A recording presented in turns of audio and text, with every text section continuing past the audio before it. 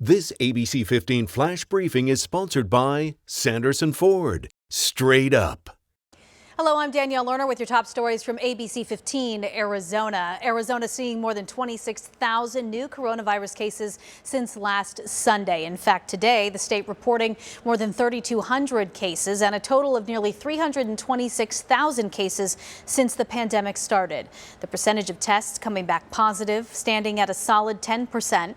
Meantime, another 10 people have died from the virus, with more than 6,600 Arizona lives lost. Now, these numbers a point of discussion today on Face the Nation. Dr. Deborah Birx from the White House Coronavirus Task Force saying Governor Ducey should seriously be considering closing bars again.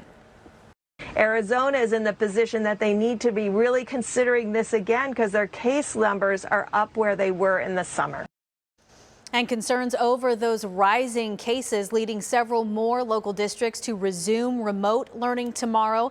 They include the Levine, Kyrene, and Madison elementary school districts, along with the Tempe Union High School District and Apache Junction Unified. We also learned today that Blue Ridge Unified in Lakeside will also return to virtual learning tomorrow because of spiking case counts in Navajo County.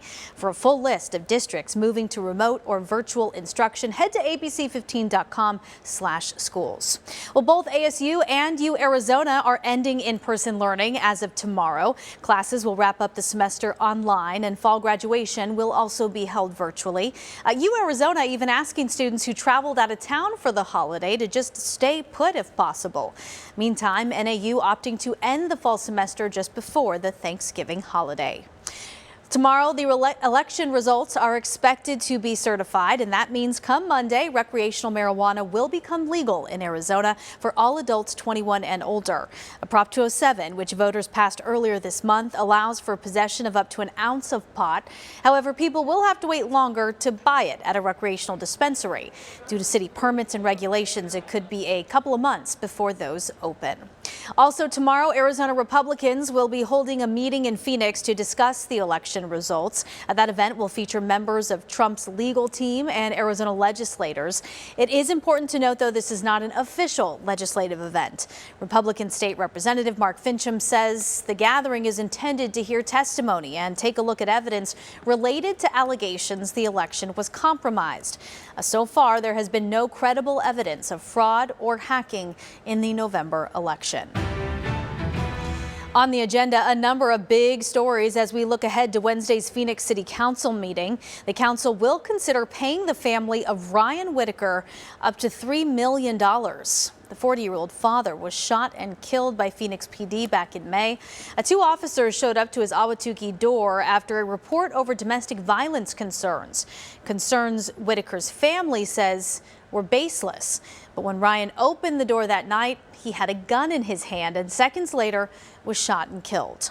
The county attorney's office has still not made a decision on whether charges will be filed against the officers involved, but this settlement would mean that any wrongful death lawsuit against the city would go away. Also on the agenda, a push for increased safety in more neighborhoods. Phoenix now looking to add gates in neighborhood alleys as a way to curb crime and illegal dumping. Earlier this year, they set aside $400,000 to help neighborhoods with that cost. On Wednesday, the council will explore expanding eligibility for that grant money to allow more neighborhoods to benefit. Two more items we'll be watching closely: financial relief for small businesses hit hard by the pandemic, in addition to light rail construction. The council will vote to give out between $1,000 and $5,000 to businesses that show lost revenue. And finally, scooting for a little while longer. The council expected to approve an extension to their pilot program for those shared electric scooters that you see in the downtown area. Right now, the program expires at the end of March, but this vote would keep it running until at least the end of 2021.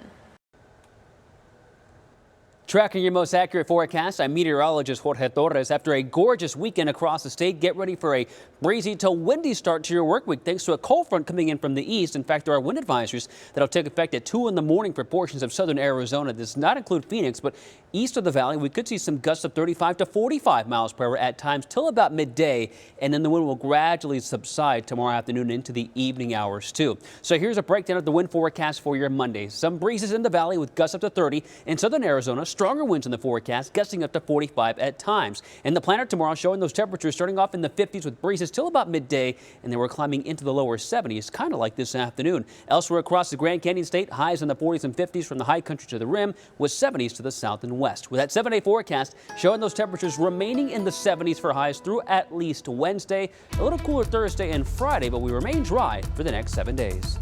For the latest headlines, weather, and traffic, head to ABC15.com or download our free ABC15 mobile app.